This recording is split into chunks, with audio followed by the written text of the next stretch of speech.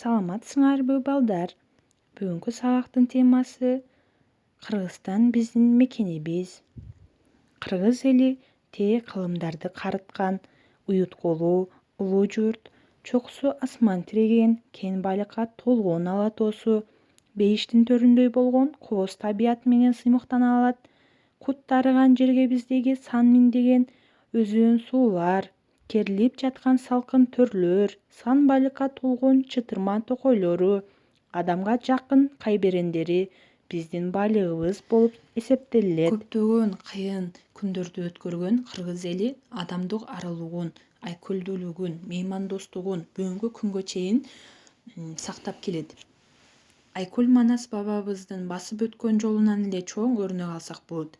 Манас баатырдын кыйынчылык күндөрүн тең бөлүшкөн кырк чоросу да ар кандай улуттун өкүлдөрүнөн болгон.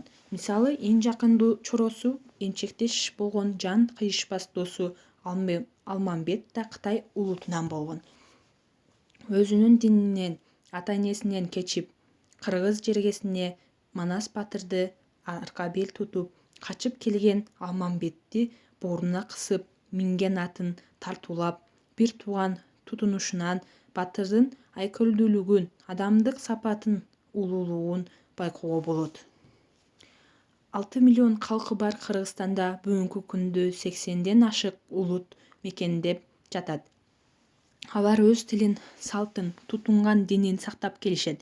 Бул да болсо кыргыз улутунун айкөлдүгү, башка улутка кысым көрсөтпөй, ынтымакта жашагандыгы, чет өлкөдөн келген бөтөн улуттун өкүлдөрү күндөн күнгө көбөйүп, айрыкча жаштары өз билимдерин Кыргызстанга жогорку окуу жайларда улантып жатышат.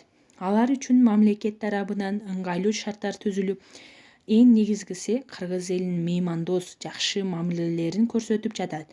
Биздин байлыгыбыз достукта, биримдигибиз ынтымагыбызда.